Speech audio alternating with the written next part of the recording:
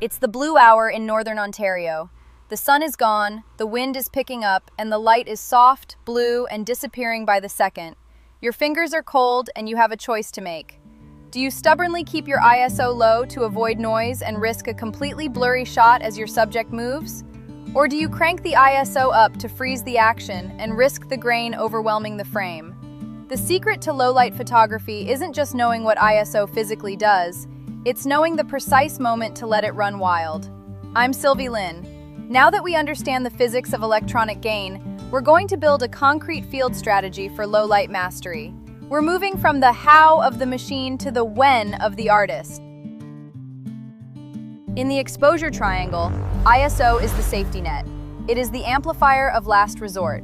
When your aperture is as wide open as your lens allows, and your shutter speed is as slow as you dare to set it without causing motion blur, ISO is the only tool you have left to balance the frame. As ISO climbs, your shadows get noisy, they lose their rich detail, and your highlights clip sooner. This dynamic range penalty is why ISO is the last tool we usually touch. Most modern mirrorless cameras have a feature that solves this balancing act for you: auto ISO with a minimum shutter speed limit. This is an absolute game changer for travel, documentary, and street photography. You apply the reciprocal rule, a baseline stating your shutter speed should at least match your lens's focal length to cancel out the natural micro jitters of your own hands.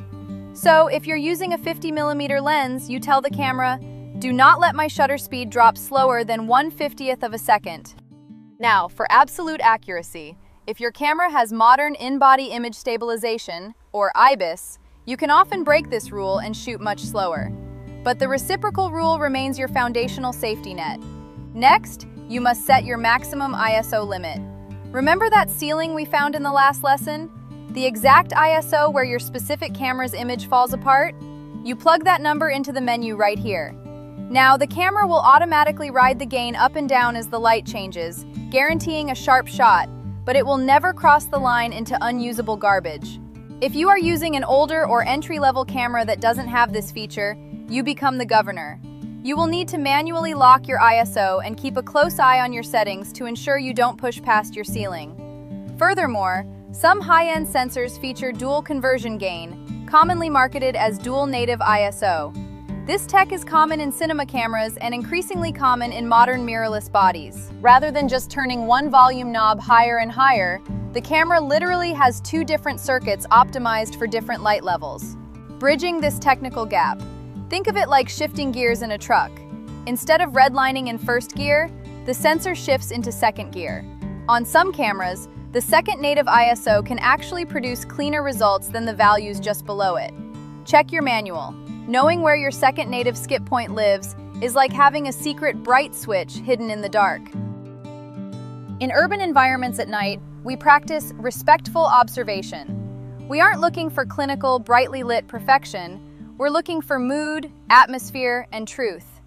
But here is the auto ISO trap. The machine only sees math, not atmosphere. In a dark alleyway, your camera's internal meter will panic. It will try to make the night look like bright daytime, cranking your ISO up to the maximum and ruining the mood. To fix this, you must use your exposure compensation dial. Dial it down to -1 or -2. You are telling the machine, I know it's dark, leave it dark. This drops the ISO back down, reduces the noise, and preserves the grit and atmosphere of the scene. If this workflow strategy is changing how you approach the blue hour, make sure you're subscribed to North of Wendigo for more practical field dispatches. Our professional code dictates our strategy. Image integrity comes first. If you're shooting a landscape, a mountain that isn't moving, put the camera on a tripod, drop the shutter speed to 10 seconds, and keep your ISO locked at 100. But if you're shooting a living, breathing subject in the shadows, pay the noise tax.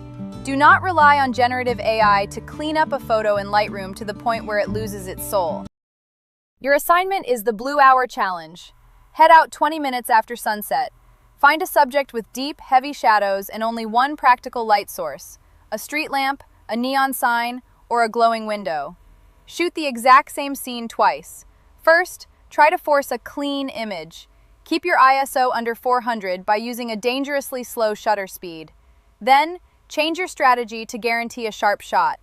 If your camera has auto ISO limits, turn the feature on and dial in a little negative exposure compensation to protect the darkness. If your camera doesn't have it, act as the governor. Manually crank your ISO up near your ceiling and set a suitably fast shutter speed.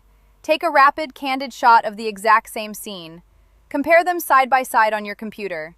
Try to lift the exposure of the shadows in editing and watch how the noise reacts. Which one tells a better, more usable story? The slightly blurred, clean one, or the tack-sharp, noisy one? Ask yourself, which version feels more honest to the moment you were standing in? The best photographers aren't the ones with the cleanest sensors or the most expensive noise reduction software. They're the ones who understand their machine's limits and aren't afraid to use the tools they have to capture the light exactly as it is. I'm Sylvie Lynn. Choose your trade-offs wisely, and I'll see you on the path.